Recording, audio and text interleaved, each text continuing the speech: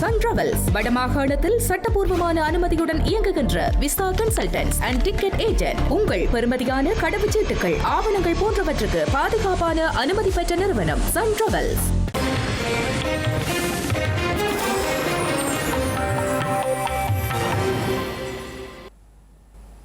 வணக்கம். இது ஐபிசி தமிழின் காலை நேர பிரதான செய்திகள். முதலில் தலைப்புச் செய்திகள். யாழ்ப்பாணம் செல்லும் ஐரோப்பிய ராஜதந்திரிகள் நாளை செம்மணி மனித புதைகுழியை பார்வையிட திட்டம். கோட்டாபய ராஜபக்சவை கைது செய்யுமாறு சமீர பெரேரா கோரிக்கை. உயிர்த்த ஞாயிறு தாக்குதலின் உண்மை வெளிவரும் நிலையில் கருத்து. விதிமுறைகளை மீறிய 11 நிறுவனங்கள் 1.46 கோடி ரூபாய் அபராதம் விதித்து இலங்கை மத்திய வங்கி. மட்டக்களப்பில் தற்கொலைக்கு முயன்ற கைதி நீதிமன்ற வளாகத்தில் பரபரப்பு. டெல்லியில் தொடரும் பரபரப்பு. 2வது நாளாகவும் பேரணிக்கு தயாராகும் கரப்பாம்பூச்சி ஜனதா கட்சி.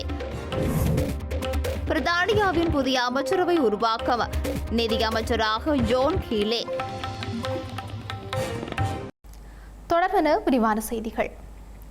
ஸ்ரீலங்கா முன்னாள் ஜனாதிபதி கோட்டாபய ராஜபக்சவை உடனடியாக கைது செய்து சட்டத்தை நடைமுறைப்படுத்துமாறு உயிர்த்த ஞாயிறு நீதிக்கான மக்கள் கட்டமைப்பின் அழைப்பாளர் சமீர பெரேரா வலியுறுத்தியுள்ளார். உயிர்த்த ஞாயிறு தினத்தன்று நடத்தப்பட்ட பயங்கரவாத தாக்குதலுக்கு பின்னணியில் உள்ள உண்மை சதி தற்போது வெளிவர தொடங்கியுள்ளதாக சமீர பெரேரா தெரிவித்துள்ளார். இந்த சதி திட்டம் தொடர்பாக முன்னாள் காவல்துறை அதிபர் CD விக்ரமரத்ன தீர்மானிக்கமிக்க சாட்சியங்களை வழங்கியுள்ளார் என தெரிவித்துள்ளார். ராஜபக்ஷ குடும்பத்தினரும் அவர்களை சுற்றியுள்ள குழுவினரும் பாதாள உலக குழுவை போல் செயற்பட்டு கூலி படையினரை பயன்படுத்தி விசாரணைகளை திசை திருப்ப முயற்சிப்பதாகவும் அவர் குறிப்பிட்டுள்ளார். பிணங்களை வைத்துக் கொண்டு அதிகாரங்களை கைப்பற்றியவர்கள் யார் என்பது தற்போது வெளிச்சத்திற்கு வந்துள்ளது எனவும் இந்த கொடூர தாக்குதலின் பின்னணியில் இருந்து சூத்திரதாரிகள் யார் என்பது முழு நாட்டுக்குமே இப்போது தெரியும் எனவும் அவர் குறிப்பிட்டுள்ளார். சிங்கள பௌத்த அடையாளத்தை பாதுகாப்பதாக கூறிக்கொண்டு முன்னெடுக்கப்பட்ட பெருமளவிலான மோசடிகளும் குற்றங்களும் தற்போது வெளிச்சத்திற்கு வருவதாகவும் அவர் தெரிவித்துள்ளார். எனவே தற்போதைய அரசாங்கமும் ஜனாதிபதியும் இந்த விசாரணைகளை மேலும் தாமதிக்காமல் உடனடியாக செயற்பட்டு குற்றவாளிகளுக்கு தண்டனை வழங்க வேண்டும் என சமீர பெரேரா குற்றம் சாட்டியுள்ளார். ஐரோப்பிய ஒன்றியத்தின் தூதுவர் தலைமையிலான ராஜதந்திரிகள் யாழ்ப்பாணத்திற்கு இன்றைய தினம் பயணம் மேற்கொள்ள உள்ளனர். இலங்கைக்கான ஐரோப்பிய ஒன்றிய தூதுவர் பிரான்ஸ், இத்தாலி, நெதர்லாந்து, ஜெர்மனி ஆகிய நாடுகளின் தூதுக்குழுவினர் இன்று செவ்வாய்க்கிழமை யாழ்ப்பாணத்திற்கு பயணம் செய்ய உள்ளனர். இந்த உயர்மட்ட ராஜதந்திர குழுவின் விஜயமானது பிராந்தியத்தின் மனித உரிமைகள் மற்றும் பொறுப்புக்கூறல் விவகாரங்களில் சர்வதேச சமூகத்தின் கவனத்தை மீண்டும் ஈர்த்துள்ளது. குறித்த குழுவினர் நாளை காலை செம்மணி மனித புதைகுழியை பார்வையிட உள்ளனர். செம்மணி மனித புதைகுழியை பார்வையிடுவதற்கு யாழ்ப்பாணம் நீதவான் நீதிமன்றத்தின் அனுமதி கோரி விண்ணப்பிக்கப்பட்ட நிலையில் நீதிமன்றத்தினால் அனுமதி வழங்கப்பட்டுள்ளது. அதன் பின்னர் ஐரோப்பிய ஒன்றிய தூதுக்குழுவினர் வடமாகாண ஆளுநர் நா. வேதநாயகனுடன் விசேட கலந்துரையாடலை முன்னெடுக்க உள்ளனர். அத்துடன் யாழ் வர்த்தக சம்மேளன பிரதிநிதிகள் மற்றும் குடிசார் சமூக அமைப்புகளையும் சந்தித்து தற்போதைய நிலைமைகளை குறித்து கேட்டறிய உள்ளனர். செம்மணி மனித புதைகுழியிலிருந்து நேற்றைய தினம் மேலும் 2 சிறுவர்களுடைய எலும்புக்கூடுகள் அடையாளம் காணப்பட்டுள்ளன. யாழ்ப்பாணம் செம்மணி மனித புதைகுழியின் 3ஆம் கட்டத்தின் 38ஆம் நாள் அகழ்வு பணிகள் நேற்றைய தினம் திங்கட்கிழமை நடைபெற்றது. செம்மணி மனித புதைகுழியில் 3ஆம் கட்ட அகழ்வு பணிகளை 56 நாட்கள் முன்னெடுக்க நீதிமன்றம் அனுமதி வழங்கிய நிலையில் 38வது நாளான நேற்றைய தினம் திங்கட்கிழமை புதிதாக சிறுவர்கள் 2 எலும்புக்கூடுகள் உட்பட 8 எலும்புக்கூடுகள் அடையாளம் காணப்பட்டுள்ளன. அதேவேளை ஏற்கனவே அடையாளம் காணப்பட்டு 6 எலும்புக்கூடுகள் அகழ்ந்தெடுக்கப்பட்டுள்ளன. அமர்ந்த நிலையில் காணப்பட்டு எலும்புக்கூட்டினை சுத்தம் செய்யும் பணிகள் தொடர்ந்து முன்னெடுக்கப்பட்டுள்ளன. இதேவேளை பெரிய எலும்புக்கூட்டிற்கு அருகில் சிறிய எலும்புக்கூடு அடையாளம் காணப்பட்ட நிலையில் அதன் கீழிருந்து மேலும் ஒரு சிசுவின் எலும்புக்கூடும் அடையாளம் காணப்பட்டுள்ளது. இதன் அடிப்படையில் செம்மணி புதைகுழியில் 1ஆம் 2ஆம் மற்றும் 3ஆம் கட்டம் என இதுவரையில் 92 நாட்கள் அகழ்வு பணிகள் முன்னெடுக்கப்பட்ட நிலையில் 454 எலும்புக்கூடுகள் அடையாளம் காணப்பட்டுள்ள நிலையில் 440 எலும்புக்கூடுகள் முற்றாக அகழ்ந்தெடுக்கப்பட்டுள்ளன.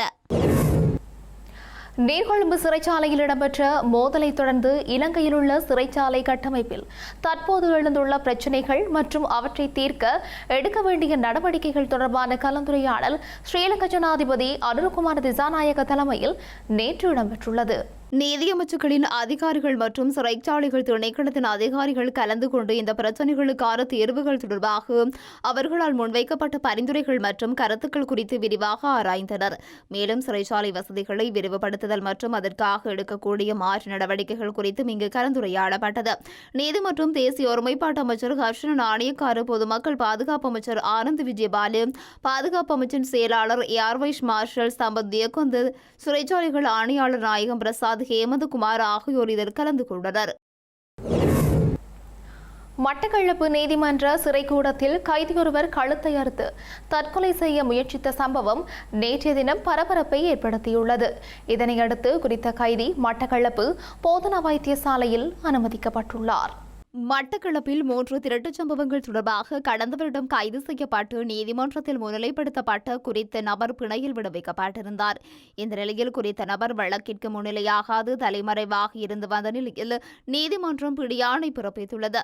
இதனையடுத்து கடந்த 13ஆம் தேதி யாழ்ப்பாணத்தில் வைத்து கைது செய்யப்பட்ட குறித்த நபர் மட்டக்களப்பு நீதிமன்றத்தில் முன்னிலைப்படுத்தப்பட்ட நிலையில் நேற்று வரை விளக்க மறியலில் வைக்கப்பட்டார். குறித்த நபரை வழக்கு விசாரணைக்காக நேற்று நீதிமன்றத்திற்கு அழைத்துச் செல்ல நிலையில் 3ஆம் தேதி வரை 14 நாட்களுக்கு விளக்க மறியலில் வைக்குமாறு உத்தரவிட்டதை அடுத்து அவரை நீதிமன்ற சிறைக்கூடத்தில் அடைத்தனர். இதன்போதே குறித்த நபர் நீதிமன்ற சிறைக்கூடத்தில் உள்ள மலசல கூடத்திற்குள் வைத்து தனது கழுத்தையும் கையையும் வெட்டி தற்கொலை செய்து கொள்ள முயற்சித்த நிலையில் வைத்தியசாலையில் அனுமதிக்கப்பட்டுள்ளார். குறித்த நபர் யாழ்ப்பாணம் காங்கேசந்துறை தையிட்டி பகுதியைச் சேர்ந்த 31 வயதுடைய நனஞ்சே புஷ்பகுமார் எனவும் இவருக்கு எதிராக மட்டக்களப்பில் திருட்டுக்கள் தொடர்பாக 3 வழக்குகள் இடம்பெற்று வருவதாகவும் காவல்துறையினர் தெரிவித்துள்ளனர். ஸ்ரீலங்கா நிதி ஆணைக்குழுவின் புதிய தலைவராக என்.ஆர். அனீஸ் ஜனாதிபதி அனுரகுமார் திசாநாயக்கவினால் நியமிக்கப்பட்டுள்ளார். ஸ்ரீலங்கா நிதி ஆணைக்குழு உறுப்பினர்களின் பதவிக்காலம் நிறைவடைந்ததைத் தொடர்ந்து வெற்றிடங்கள் ஏற்பட்டிருந்தன. இந்த வெற்றிடங்களுக்கு புதிய தலைவர் மற்றும் உறுப்பினர்கள் நியமிக்கப்பட்டுள்ளனர். இதன்படி புதிய தலைவராக என்.ஆர். அனீஷும் ஏனைய உறுப்பினர்களாக ஜே.எம்.சி. ஜே. விஜயதுங்க மற்றும் கே. கருணாகரன் ஆகியோரும் நியமிக்கப்பட்டுள்ளனர். 2006ஆம் ஆண்டின் 6ஆம் இலக்க நிதி கொடுக்கல் வாங்கல் அறிக்கையிடல் சட்டத்தின் விதிகளை மீறியமைக்காக 11 நிதி நிறுவனங்களுக்கு எதிராக 1.46 கோடி ரூபாய் நிர்வாக அபராதம் விதிக்கப்பட்டுள்ளதாக இலங்கை மத்திய வங்கியின் நிதி உளவறிதல் பிரிவு அறிவித்துள்ளது. பணமோசடி எதிர்ப்பு மற்றும் பயங்கரவாதத்திற்கு நிதி அளிப்பதை தடுப்பதற்கான இலங்கையின் ஒழுங்குமுறை அமைப்பாக செயல்படும் நிதி உளவறிதல் பிரிவு கடந்த 2025ஆம் ஆண்டு அக்டோபர் முதல் 2026ஆம் ஆண்டு மார்ச் வரையிலான காலப்பகுதியில் இந்த சட்டத்தின் 19ஆம் சரத்தின் 1வது பிரிவு மற்றும் 19ஆம் சரத்தின் 2வது பிரிவுகளின் கீழ் இந்த அபராதங்களை விதித்துள்ளது. குறிப்பிட்ட நிறுவனங்களில் கண்டறியப்பட்ட விதிமீறல்களின் தன்மை மற்றும் தீவிரத்தன்மையின் அடிப்படையிலேயே இந்த அபராத தொகை தீர்மானிக்கப்பட்டதாக குறிப்பிடப்பட்டுள்ளது. அபராதமாக வசூலிக்கப்பட்ட அனைத்து தொகையும் திரட்டிய நிதியத்தில் சேர்க்கப்பட்டுள்ளதாக மத்திய வங்கி உறுதிப்படுத்தியுள்ளது. நிதி நிறுவனங்களிடையே சட்ட இணக்கப்பாட்டை வலுப்படுத்துவதற்கும் இலங்கையின் நிதியியல் அமைப்பின் நம்பகத்தன்மையை பாதுகாப்பதற்குமான தொடர்ச்சியான முயற்சிகளின் ஒரு பகுதியாகவே இந்த நடவடிக்கை எடுக்கப்பட்டுள்ளதாக மத்திய வங்கி மேலும் தெரிவித்துள்ளது. இலங்கையில் நச்சு ரசாயன பொருட்களை பயன்படுத்தி பழங்களை பழுக்க வைப்பதை தடுப்பதற்கு தேவையான சட்ட ஏற்பாடுகளை அறிமுகப்படுத்த நடவடிக்கை எடுக்கப்படும் என்று ஸ்ரீலங்கா வர்த்தக, வாணிப, உணவு பாதுகாப்பு மற்றும் கூட்டுறவு அபிவிருத்தி அமைச்சர் வசந்த சமரசிங்க தெரிவித்துள்ளார். நச்சு ரசாயனங்களை பயன்படுத்தி பழுக்க வைக்கப்பட்ட பழங்கள் சந்தையில் விற்பனை செய்யப்படுவது தொடர்பில் நுகர்வோர் விவகார அதிகார சபைக்கு பல முறைப்பாடுகள் கிடைத்துள்ளதாக அமைச்சர் வசந்த சமரசிங்க சுட்டிக்காட்டியுள்ளார். நுகர்வோர் விவகார அதிகார சபையின் அதிகாரிகளின் பங்கேற்புடன் நடைபெற்ற கலந்துரையாடலின் போதே அமைச்சர் வசந்த சமரசிங்க இதனை தெரிவித்துள்ளார். வாழைப்பழம், மாம்பழம் மற்றும் பப்பாசி பழம் போன்றவற்றை பழுக்க வைப்பதற்கு நச்சு ரசாயனங்களை பயன்படுத்துவது சமூகத்தில் பெரும் பிரச்சனையாக மாறியுள்ளதாக குறிப்பிட்ட அமைச்சர் இவ்வாறான நச்சு ரசாயனங்களை பயன்படுத்தும் இடங்களை சோதனையிட நடவடிக்கை எடுக்கப்படும் என்றும் கூறினார். தகுந்த விழிப்புணர்வுகள் ஏற்படுத்தப்பட்டுள்ள நிலையிலும் வியாபாரிகள் இந்த முறையை தொடர்ந்து முன்னெடுத்துச் சென்றால் அவர்களுக்கு எதிராக வழக்கு தொடர நடவடிக்கை எடுக்கப்படும் என்றும் அமைச்சர் குறிப்பிட்டுள்ளார்.